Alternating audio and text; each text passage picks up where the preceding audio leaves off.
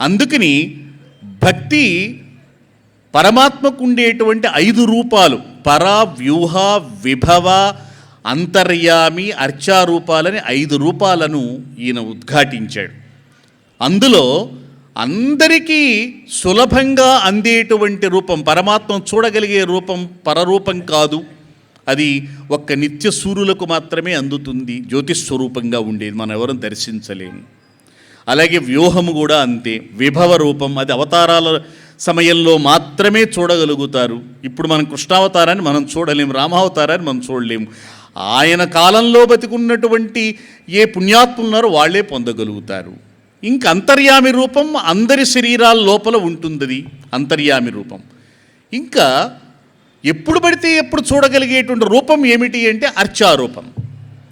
ఆ అర్చారూపాన్ని అందరూ కూడా ఆరాధనా మార్గంలో వెళ్ళి ఆయనను అర్చించి భగవంతుడి యొక్క అనుగ్రహంతో ముక్తిని పొందవచ్చు. కాబట్టి అర్చారూపం అనేది భగవంతుడే స్వయంగా జీవుల కోసం అనుగ్రహించిన రూపం. ఆ అర్చారూపం ఉన్నటువంటి స్థలాలే దివ్యస్థలాలు, అవే దేవాలయాలు. ఆ దివ్యస్థలాల్లో ఏ విధంగా భగవంతుడు అక్కడ నెలకొని ఉంటాడో, వెలుస్తాడో దాన్ని ప్రతిష్టారూపంలో ఆగమశాస్త్రాలు వర్ణించినాయి. కాబట్టి ఇదంతా కూడా ఒక గొప్ప వ్యవస్థ, దేవాలయ వ్యవస్థ.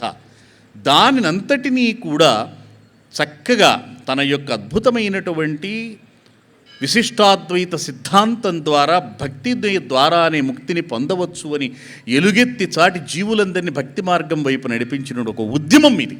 దక్షిణ భారతదేశంలో ఆళ్వారులు ప్రారంభించిన భక్తి ఉద్యమం రామానుజాచార్యుల వారు వచ్చిన తరువాత దానిని, ఆ ఉద్యమాన్ని, భక్తి రూపమైనటువంటి ఉద్యమాన్ని ఆయన సుప్రతిష్ఠితం చేశాడు. ఆయన అంతేకాదు దాన్ని ఒక సువ్యవస్థితం కూడా చేశాడు. అంటే దాన్ని ఒక సిస్టమేటిక్గా అన్నమాట, దానికి కావలసినటువంటి వేద ప్రామాణ్యాన్ని, అలాగే స్మృతి గ్రంథాల నుంచి, అలాగే ఆళ్వార్లు చెప్పినటువంటి దివ్య ప్రబంధ వాక్యాల నుంచి చక్కటి ప్రామాణ్యాన్ని సంతరింపజేసుకొని ఎవ్వరూ కూడా దాన్ని విమర్శించడానికి వీలు లేకుండగా ఆయన ఒక మంచి నిర్మాణాన్ని చేసినటువంటి వాడు. అది గొప్పతనం. అందువల్ల రామానుజాచార్యుల వారు భక్తి ఉద్యమాన్ని పటిష్టం చేసిన మహానుభావుడుగా చరిత్ర వర్ణిస్తోంది. అందుకని దానికి తోడ్పడేటువంటి గ్రంథాలను అందించారు. అటువంటి గ్రంథాలలో విచిత్రం ఏమిటంటే ఈయన రచించినటువంటి గ్రంథాలలో గద్య గ్రంథాలు ప్రజల్లోకి వెళ్ళినాయి బాగా. వీరు స్తోత్రాలు చాలా ఏదో 100 స్తోత్రాలు రచించినట్టు వారు కాదు, నిజంగా భక్తి సిద్ధాంతం ప్రచారం చేసినా కూడా వారి యొక్క శ్రీభాష్యం అది పూర్తిగా ఆయన సిద్ధాంతాన్ని పాదుకొల్పేటువంటి గ్రంథం.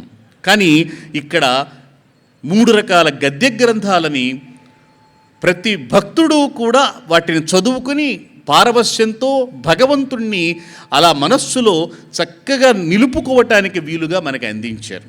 వాటిల్లో ఒకటేమన్నా శరణాగతి గద్య, భగవంతుడి శరణాగతి కోరమని.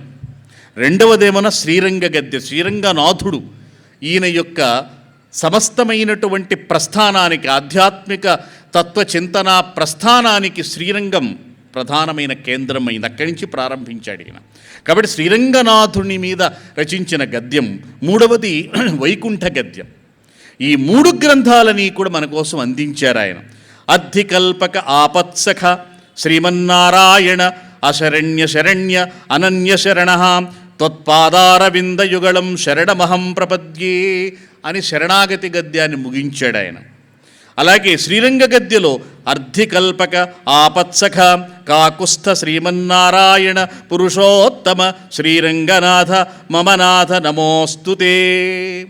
వైకుంఠ గద్యలో వైకుంఠలోకమంటే, వికుంఠమంటే ఏమిటి అంటే మొక్కబోవటం, అంటే చెక్కు చెదరటం, లేకపోతే ఆగిపోవటం వికుంఠం అంటే. మరి వికుంఠ ఏవ వైకుంఠం అంటే జీవులు అక్కడికి చేరుకుంటే వారి యొక్క పాపములన్నీ కూడా అక్కడ వ్యర్థములైపోతాయి. అది వైకుంఠం అంటే. కాబట్టి ఈ జీవులందరూ కూడా పుణ్యప్రదమైనటువంటి స్థితిని పొందేటువంటిది వైకుంఠలోకం అన్నమాట.